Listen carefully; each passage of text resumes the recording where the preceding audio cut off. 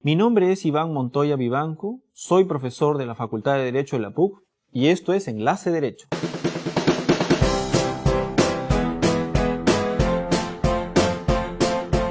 Con frecuencia vemos por la televisión noticias muy lamentables: asesinatos a manos de sicarios, robos a personas e instituciones, muertes de mujeres a manos de sus parejas, sobornos recibidos por funcionarios públicos, entre otros graves hechos.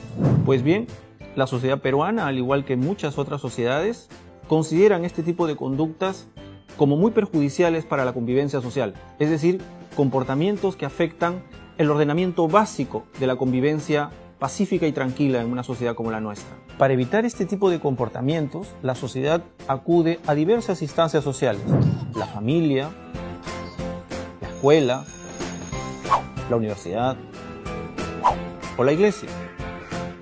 Pero la sociedad, a través del Estado, también dispone de otro mecanismo más formal y más drástico para evitar ese tipo de comportamientos. Se trata del derecho penal. Esto es, del conjunto de normas, de prohibiciones y mandatos que, frente a su incumplimiento, están amenazados con una consecuencia drástica. Se trata de la pena de privación de la libertad. Así, por ejemplo, cuando se incumple la prohibición de matar o la prohibición de robar, la norma amenaza con una pena privativa de libertad muy grave. A este concepto de derecho penal se le denomina derecho penal en sentido objetivo.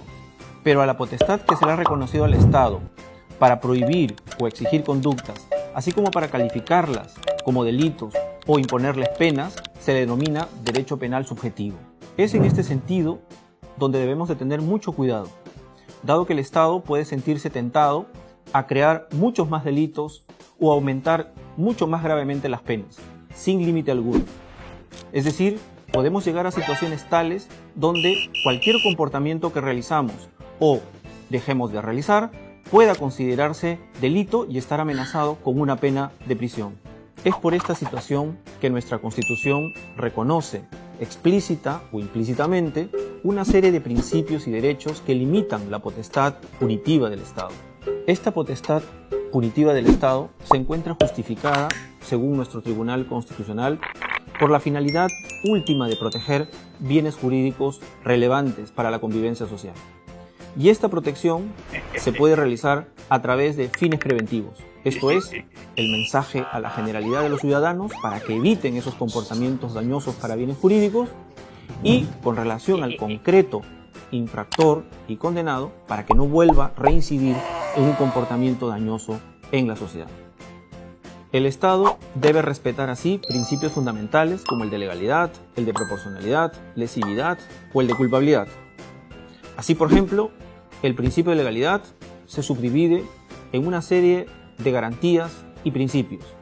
El de reserva de ley: no puede haber delitos ni penas si no son en normas con rango de ley. El de taxatividad, que le exige al legislador describir las conductas prohibidas de manera meridianamente clara y precisa. El principio de irretroactividad de la ley penal, que no se pueden establecer normas penales que tengan efectos con anterioridad a su entrada en vigencia. O el principio de prohibición de analogía y prohibición de interpretación arbitraria de la ley penal, que le exige al juez no realizar interpretaciones descabelladas o arbitrarias. El principio de proporcionalidad le exige al legislador establecer la prohibición de conductas y establecer penas que sean idóneas para proteger bienes jurídicos, además de necesarias y proporcionales al injusto cometido. O el principio de lesividad, que exige al operador judicial que para imponer penas o establecer sanciones solo lo puede hacer si la conducta realizada por el sujeto implica la lesión o puesta en peligro de bienes jurídicos. Y finalmente el principio de culpabilidad, que le plantea al operador judicial tres exigencias. La primera es la prohibición de responsabilidad objetiva, es decir, la exigencia de que los hechos producidos solo pueden ser responsabilizados cuando se hayan realizado de manera dolosa o al menos de manera imprudente. Es decir, no son posibles de atribuir hechos realizados de manera extraordinaria.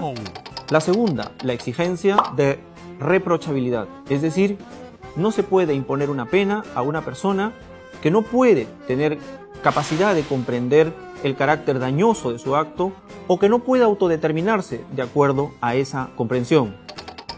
Y finalmente, la exigencia de responsabilidad por el hecho y por el hecho propio. Por el hecho implica que no se le puede hacer responsable a una persona por su simple pensamiento y tampoco se le puede hacer responsable por su conducta previa, por su personalidad, por su condición social o por su condición económica. Y por el hecho propio, porque no me pueden hacer responsable o no nos pueden hacer responsable por hechos cometidos por otras personas. Y tampoco cabe en el derecho penal responsabilidades colectivas o solidarias. Las responsabilidades en el derecho penal son estrictamente individuales. Todo lo que hemos mencionado hasta este punto con relación al derecho penal, referido a los fines que justifican la intervención punitiva del Estado y a los principios que limitan esta potestad, son trasladables y aplicables al derecho administrativo sancionador. El derecho administrativo sancionador es expresión de la misma potestad punitiva del Estado, y los principios como de legalidad, proporcionalidad, lesividad y culpabilidad también le son trasladables y aplicables, pero con las matizaciones que la naturaleza misma de las infracciones administrativas lo amerita. En conclusión, en un Estado social y democrático de derecho como el nuestro, la potestad de crear delitos, así como de imponer las sanciones, solo puede estar justificada si a la par de perseguir la protección de bienes jurídicos que son importantes para la convivencia social, se tienen los límites necesarios acordes con los principios y derechos que protegen las libertades de todos los ciudadanos. Ahora ya sabes qué es el derecho penal y por qué es importante. Esto fue Enlace Derecho. Hasta la próxima.